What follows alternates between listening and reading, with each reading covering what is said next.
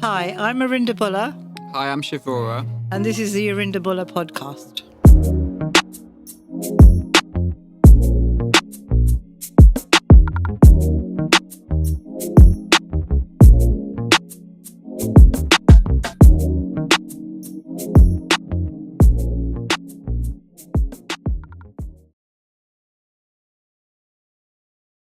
Okay, are you guys ready? Yeah, we're ready. Yeah. Question number 1, this is from Sandy. What are some of the most significant trends currently shaping the Indian clothing industry, particularly in terms of sustainability and consumer behavior? So, what's new that's currently happening that's kind of making waves when it comes to helping the environment or not wasting things, and also like, how we talked about etiquette. I feel the trend of mixing and matching is very trendy now because girls are now, if they've got a skirt at home, they can come and buy a blouse. And if they've got a blouse, they can come and buy a skirt. So, that's helping with the environment in a way. And it's also sort of, it's helping in that, it's not costing them a fortune as well. Because they're able to now mix and match a lot of different outfits instead of that just one big outfit they have to buy for a special occasion. Also, like now that the bridal colour's not just red, for instance, like now rust is in a lot, and like other colours, like pastel colours are in a lot as well. I feel like now you can actually reuse a bridal outfit. Do you think so? Yeah, so like a lot of girls, like they take the netting out of the skirt and they put like a shirt with it. Oh, you mean afterwards? Yeah, after not the for wedding. Their wedding. No, but after the wedding, reuse a bridal outfit. So it is sustainable, isn't it? Yeah. So you reuse it, like put a different blouse with it, make it look less heavy. Yeah. And basically you're reusing your bridal. Yeah, and like you say, even if you've got a shirt at home, you can wear a lovely skirt, wear a shirt, a lovely big necklace. Choker. And then make it Dress look... it up. Yeah, dress it up, make it look, you're going to an Indian function, but you're sort of a little bit more hip. Yeah. This is a question from me to add on to that.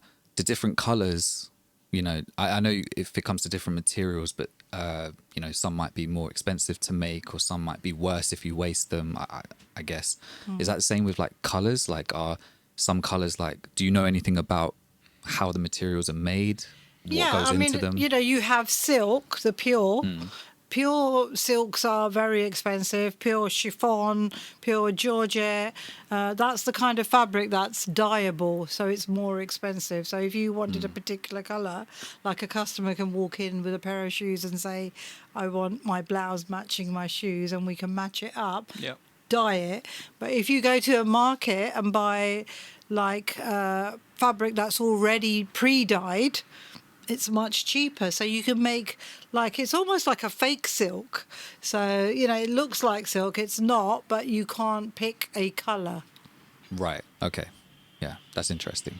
For the second part of the question, is there any trends for like in terms of how the consumers are? I know we had an episode where we talked about etiquette and how, there's more fixed price, there's less bargaining. Do you think that's a big kind of trend that's happening? Is there any other trends when it comes to like the type of people that come into the shop, kind of things they ask for, the kind of things they do? I think our sort of people that come in, I would say, are people that want something a little bit different. Yeah, and always. People that we don't have your sort of bridal off the shelf sort of girls walk in, they see a bridal, they pick it up, they take it off the shelf. Like that happens. It does happen. Yeah. But again, it Very happens. rarely. Yeah. It's more girls that know Bespoke. they either don't know what they want, or they've dreamt about something and they don't know where to find it. So do you think that's more of a current trend now, like zooming out, like I know you're saying this is for your particular consumer base, like here. Do you think that's also like industry wide? Do you think people across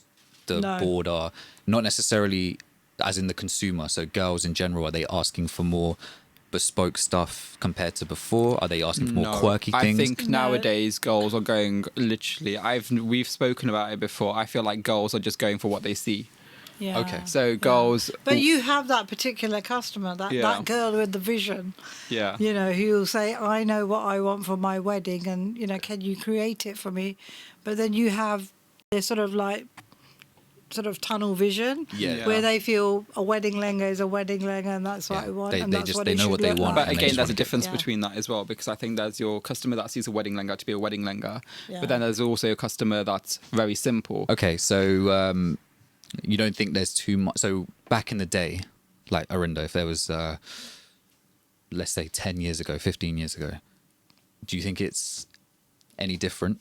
So were there girls back? Was it just a mix where there's some girls who want kind there's of... a huge change from 10, 15 years ago, because I think girls, not that they didn't have the vision, they just thought it wasn't possible. Got you. Yeah. So they came into the shop, saw a lehenga, liked it, bought it or ordered it in a colour that they were happy with. Right. And I think the other thing is the change is that we've given them too much choice. Right. So you think that is a current trend, that there are more girls who are more particular about what they want. It's our fault. We've given them so much choice that they'll go down to that one particular little petal in a flower, colour-wise, and that we've made our job more difficult. Or even when it comes to, I think, embroideries and fabrics that designers use now. I think like some people, they use things that aren't very practical, but it's very hard for your for us to source them. For first of all us to source them, but also for your normal girl to realise that actually it's not going to be practical. In terms of like they wear them on red carpets, but what you don't realise is when you wear it on a red carpet, they literally wear this corset, which is made of metal, for instance, on a red carpet. But as soon as they get inside those doors that you don't see, they take it off. Sure. Okay. So I'm guessing it all comes back to that same kind of cliches, social media and that kind of awareness. Okay. So it feels like that seems to be a trend of its own, that it's informing all different industries, including the fashion industry. Yeah. It's kind of all very pervasive. Okay. Question number 2. This is from Sorna Dylan. When we ask any designer what's the latest trends, kind of related, what's the latest trend? How long does the trend go on for? Is that UK only or including India as well? Well, a lot of the trends tend to start from India, don't they? Yeah. But I feel as a designer, I like to set a trend, Sure. And I feel at some point in my life I have maybe created a trend. Many, many moons ago, the fish cut dress was not that common, or the fish cut skirt, and I almost feel that I was part of that, creating that fish cut look. Cool. And I'm talking about 20 years ago. My daughter wore a fish cut dress to a wedding, and no one had seen anything like that. And and the trend caught on. I'm not saying it caught on worldwide, but I feel as I have, in certain points in my life, set trends, and that's the point of being a designer, is setting the trend for the future.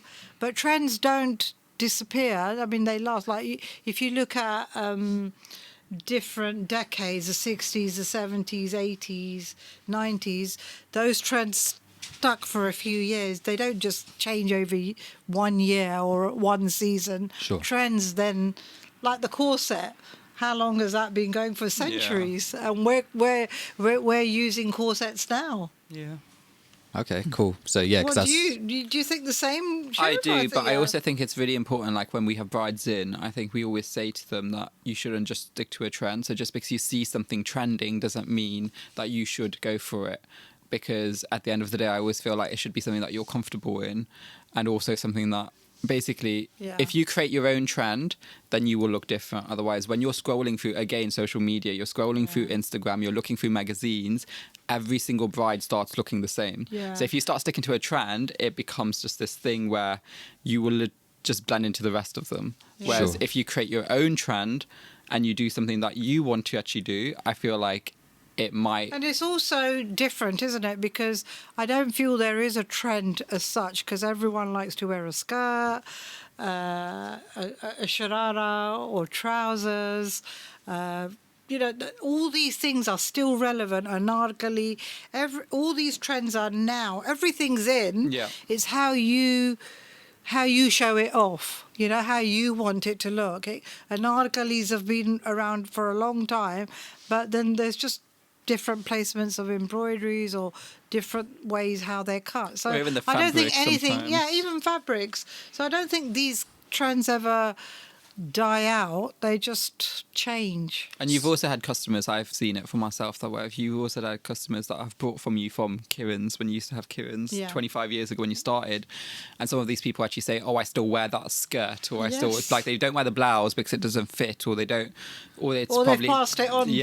Or they've passed it on to someone else. But I think they always say, I still wear that skirt, or I still use this from it, or use that. So it's quite nice to have something evergreen that actually doesn't go out of trend. So you don't think there's necessarily like a general lifespan for a trend? It's some trends at the leave, moment, some I don't trends think stay. So. It's not like cut and dry. It's not, this is going to be a trend for this many years and it will probably die out. Maybe for other people it might, but I feel like for us, because we do what we want to do, I feel like our trend changes when we want it to change, not when other people tell us. But industry wide, I guess it's not really something you can cut and dry. It's just when you look out in the world. And do you think it's different in the UK and in India? Yeah, and also maybe I feel colours. Colours are a trend. Some like now at the moment, as you said before, rust is very in at the moment. We're both in rust. Yeah, yes, we are. But colours. Yeah, I think that's what changes the trend a little bit. The colours. Okay. Yeah. So you think that's a driving force? I think it's universal as well, all over, not just the UK. I think worldwide.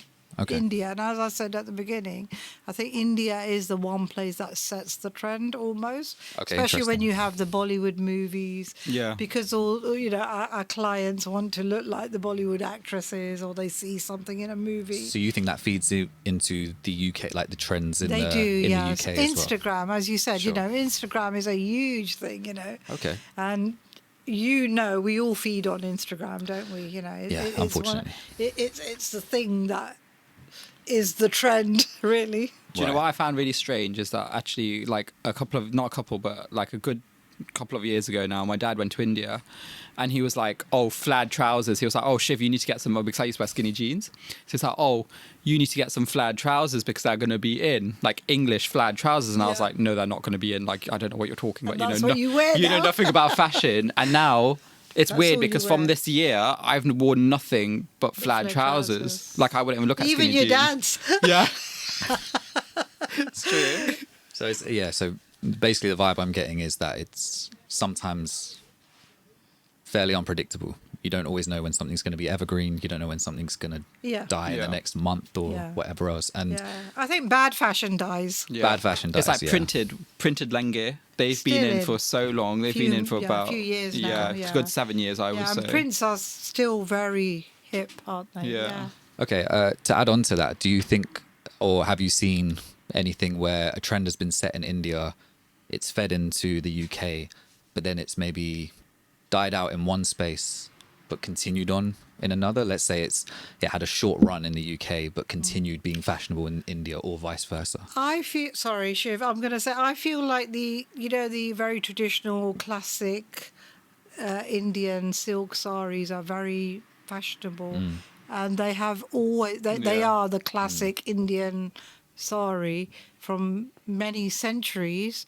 And they are, they've come very, they're in trend now, but I think it's a phase.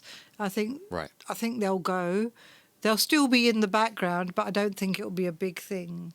I don't know. I think that's the thing here. I think that's actually answering the question quite well, because I feel like over here we don't see people wear them. Those silk saris, they do. Some people do, but not majority people. They don't wear those classic silk. Saris, which look beautiful. But whereas in India they wear them a lot, whereas here they don't. And I've noticed it in places like Canada and America, they actually wear them a lot as well. So it sustained itself in India.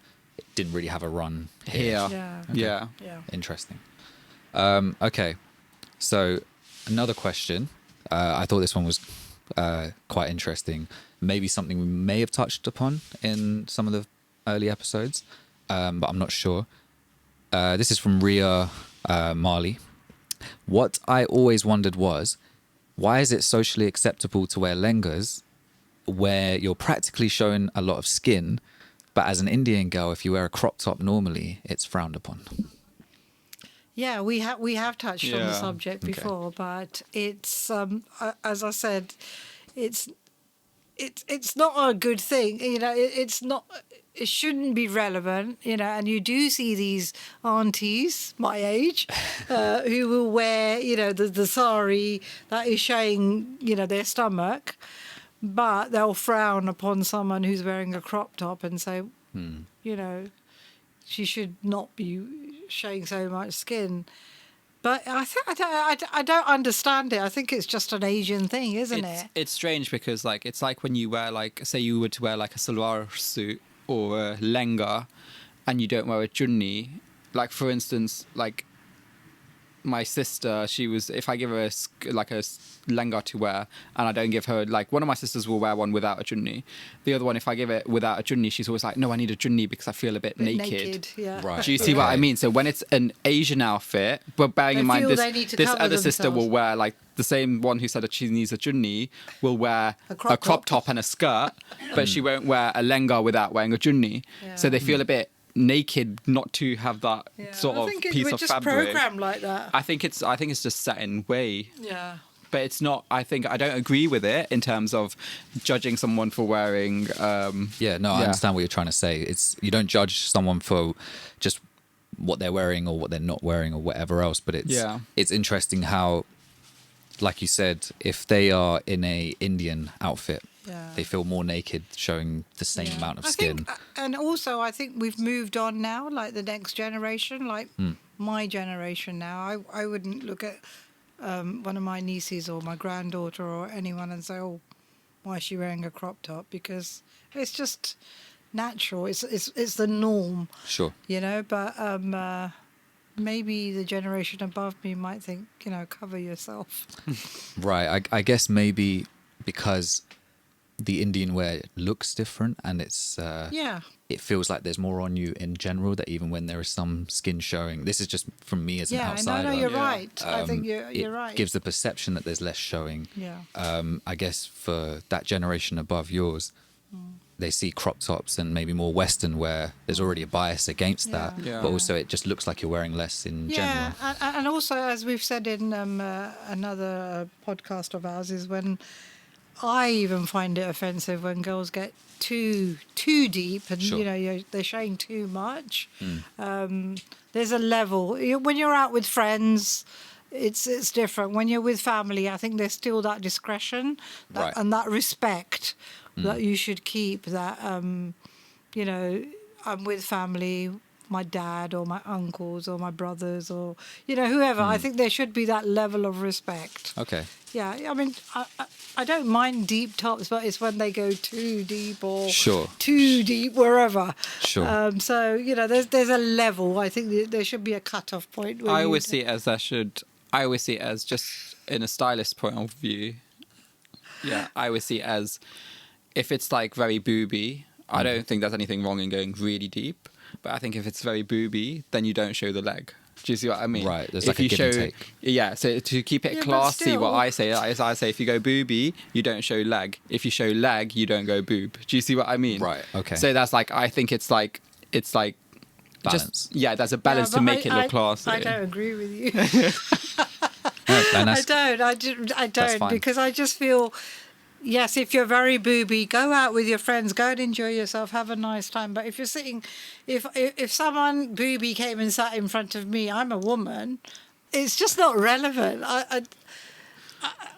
I see when you say the balance, but I still feel that there should be that level of respect. I think that comes to with family.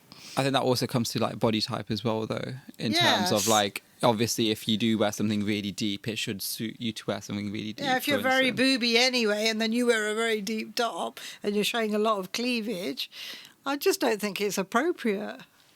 You agree to disagree, or you don't agree at all?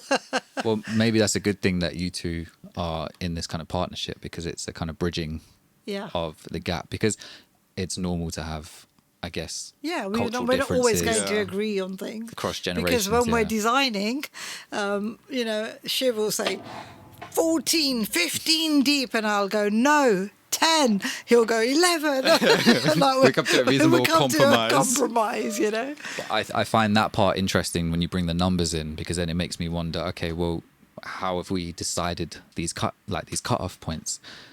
Which is kind of going back to what the person has asked, which is that, you know, why is it socially acceptable to wear this outfit, not the other one? And yet, if we, you know, look at it mathematically, let's say it's the same amount of skin showing. It's kind of similar to this. It's, you know, you're saying... No, but it's not mathematically.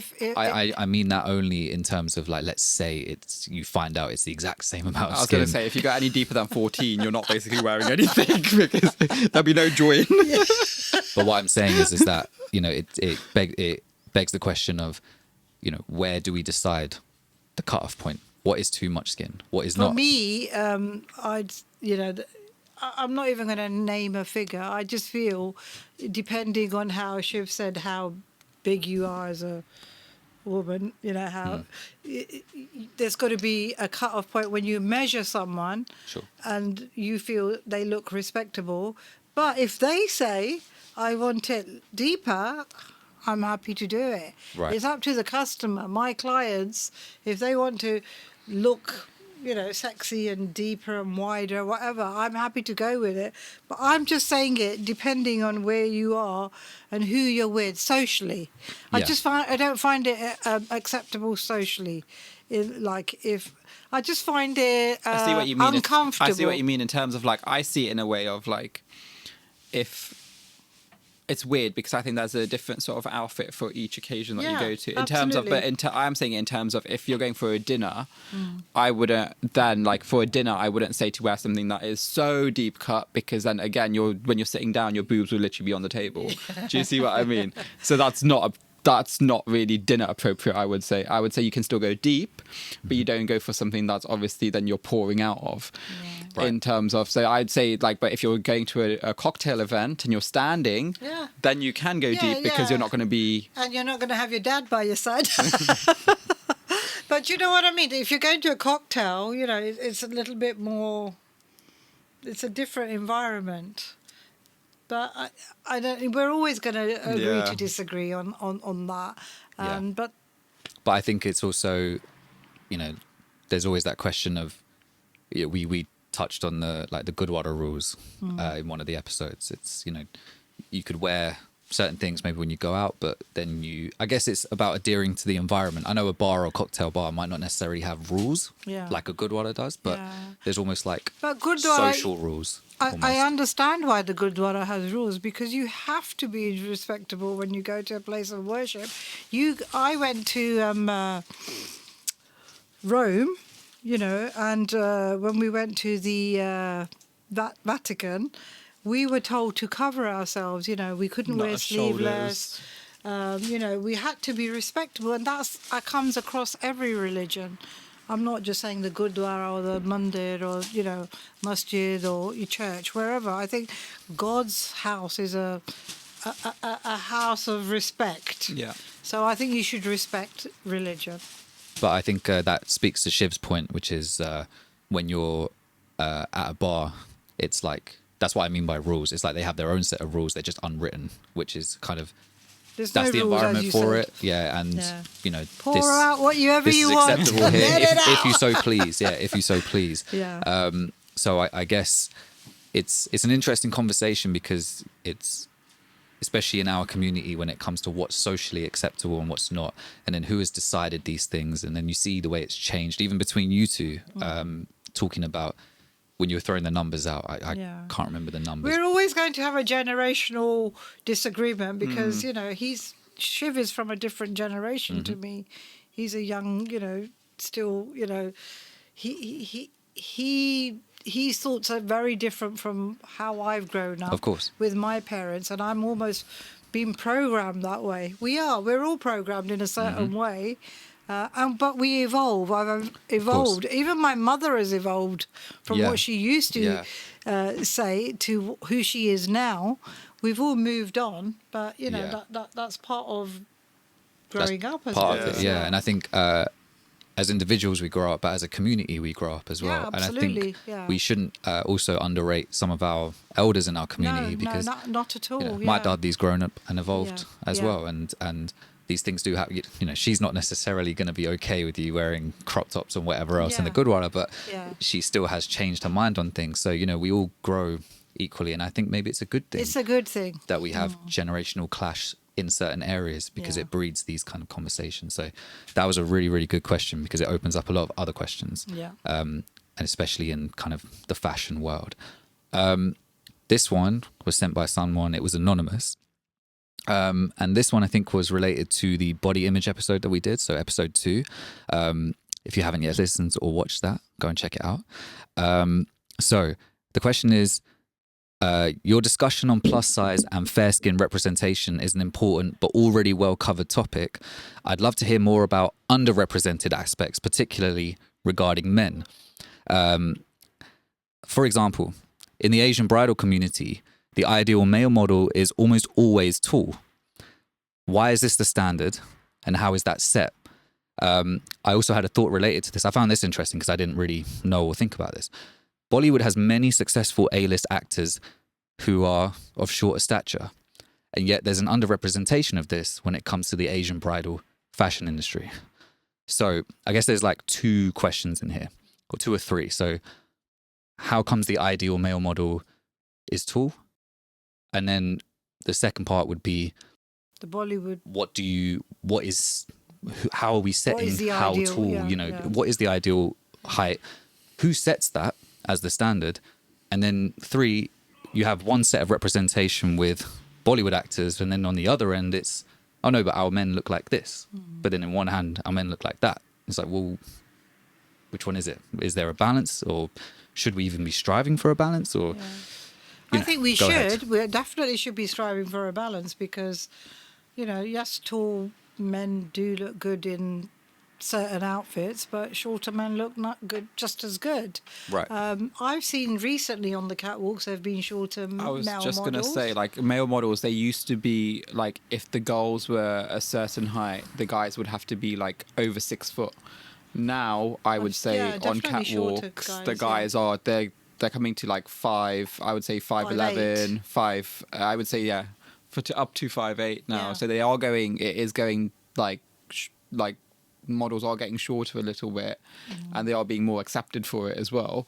Right. But I think also the thing is, sometimes I feel like when you do have almost like a shorter model, it's also the thing of, it goes back to what designers stock. Okay. So if designers normally stock standard sizes in their stores.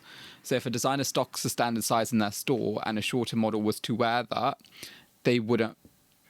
They would be too short to wear that outfit, because they wouldn't sit how it's been designed. So that goes back to how it's like what the standard UK sort of size is. So you're saying the designers kind of set the standard for the it? Designers normally set they normally set the size to whatever the standard UK size is.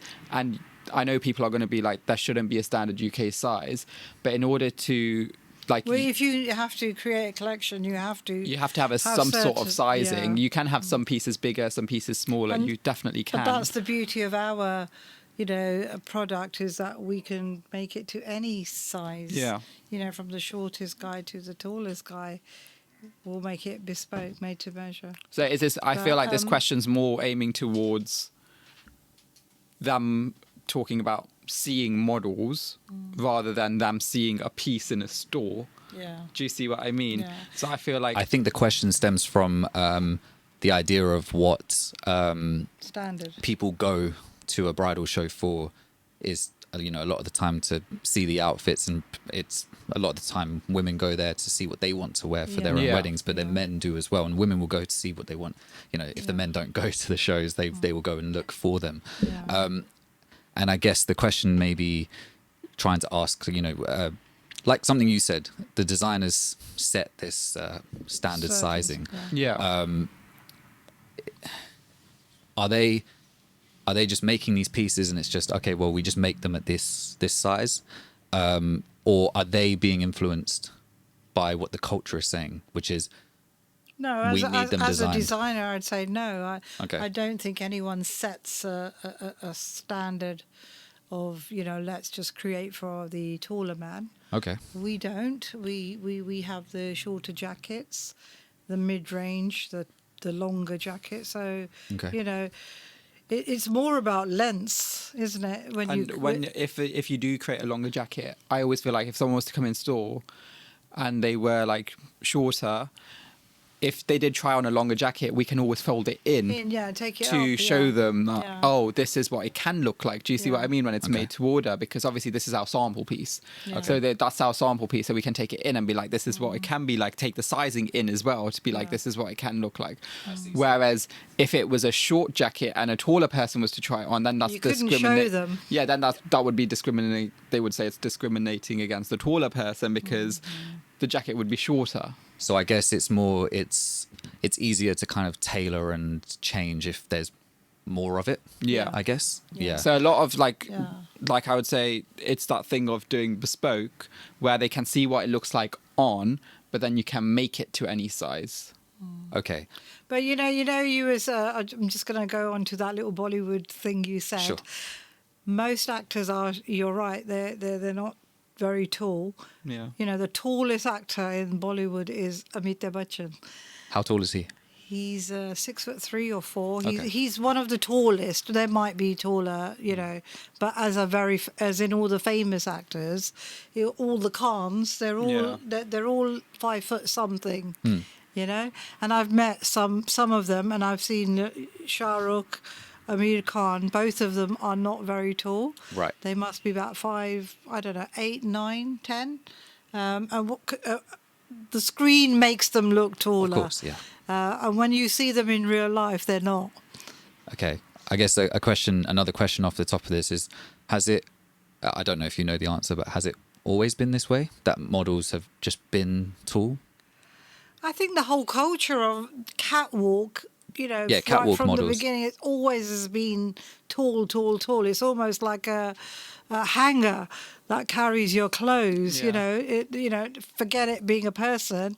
It doesn't matter what they look like. That's a very good way to put it. I think it's exactly how it's seen. It's meant to just be a way of displaying your outfits. Showing your outfits off on a hanger almost, Yes, they're beautiful models, but I don't sometimes feel people are looking at their faces. They're seeing what does that outfit look like. And when it's a tall model wearing it, and even when we see pictures in magazines, we look at pictures and aspire to it and say, oh, that's what I want to look like. Any girl will see any picture and say, that's what I want to look like.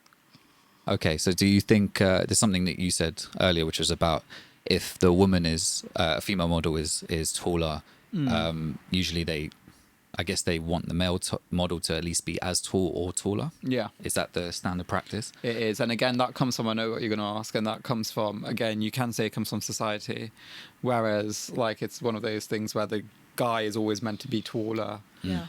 And so my voice, hold on 2 seconds.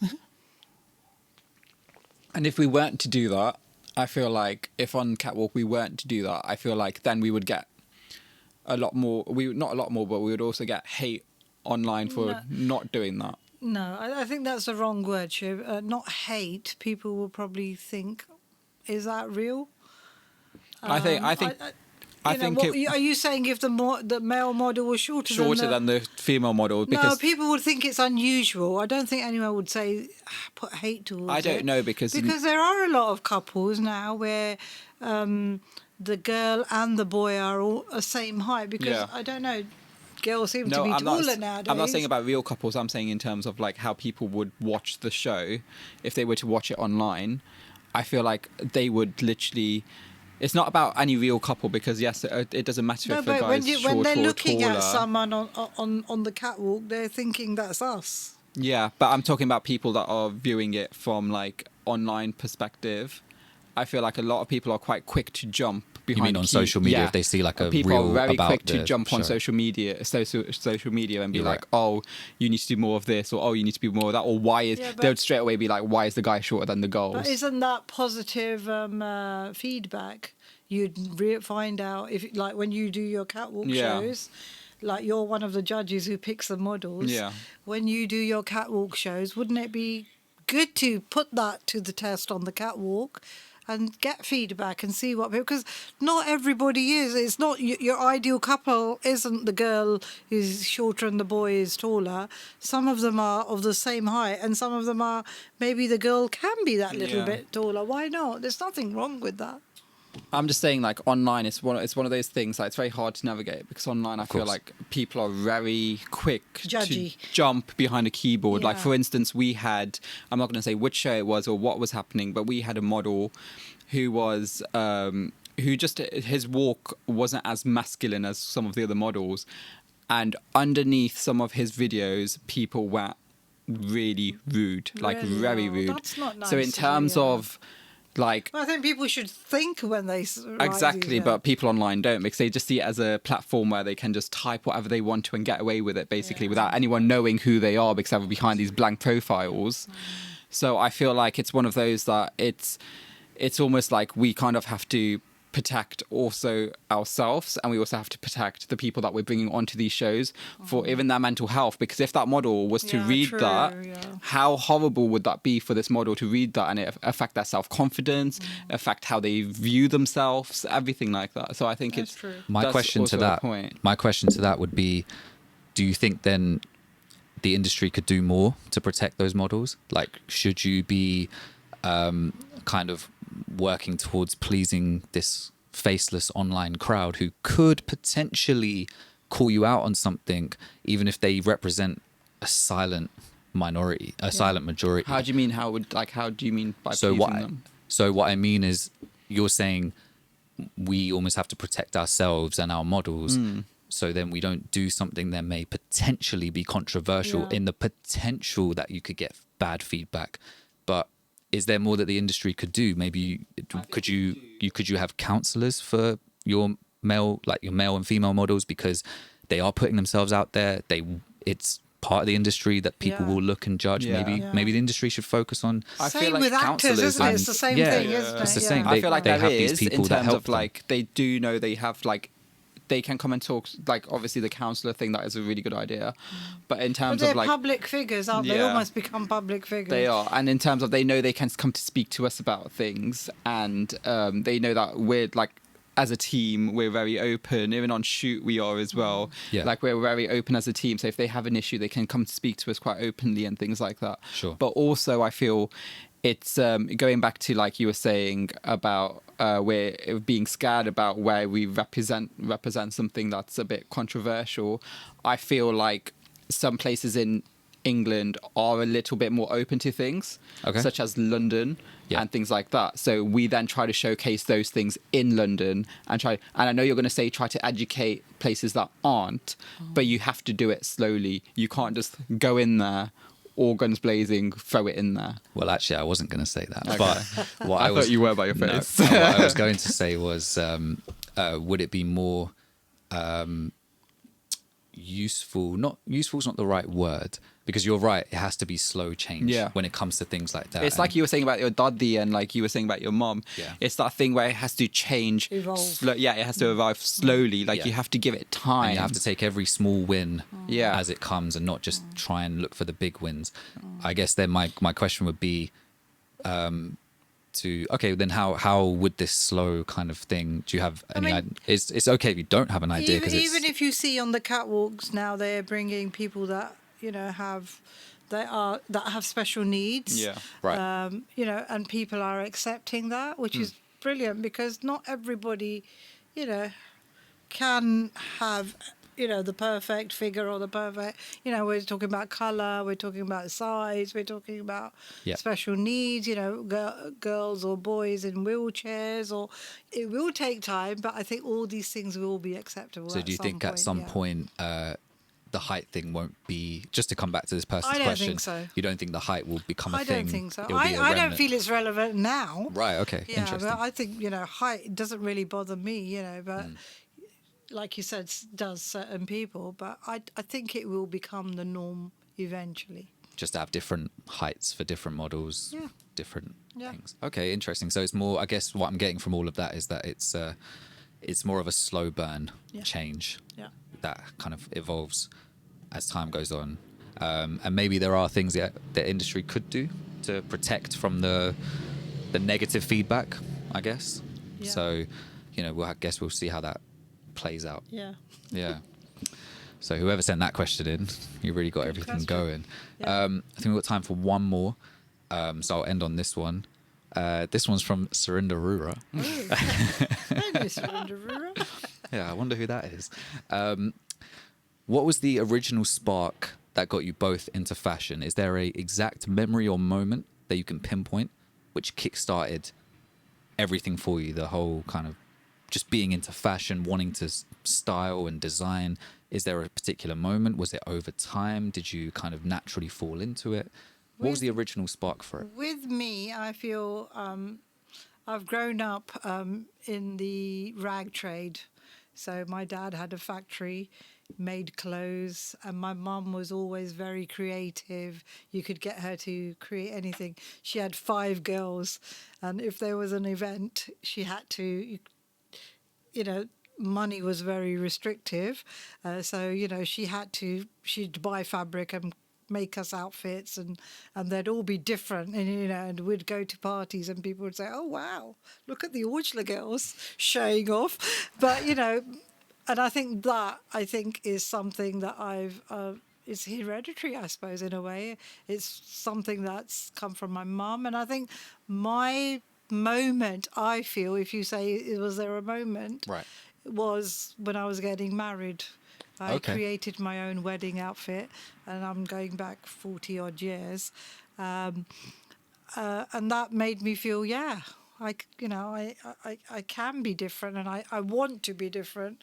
I want to create outfits and be creative in this sort of field. So that was your original starting point. That was my original starting point. But there was some build up before that. Yeah, some build up before that, and then it stopped because then you face reality of working, right, and getting into the rat race, paying the mortgage, and then there comes a point in your life when you think, and I think my husband was a big encouragement, saying, let's do it, and cool. This is where I am today as a designer.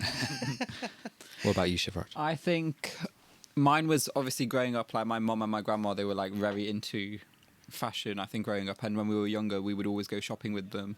And I would always be really interested in when they were obviously going into fabric shops, looking at fabrics, and I would be the one that feels the fabric and be like, oh, this is really nice, or this is really nice, and I would have a big impact on what they would buy from a very young age. I feel so. I feel if I said I don't like something, they wouldn't buy it. Okay. So because I wouldn't let them wear it because I was a bit of a spoiled brat. But yeah. So I feel it all started then. And then it just got more and more. And then I had a little bit when I got into college.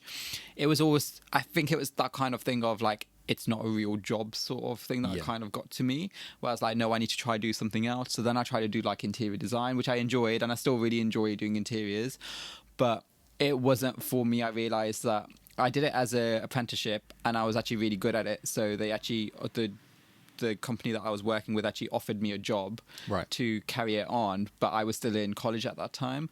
So I started going there twice a week when I was off college. Right. But I just didn't enjoy it because it wasn't what I expected. I wasn't meeting new people every day because you think you're going to be going out, you're going to be choosing things. The only time you really leave the office is when you're going to measure.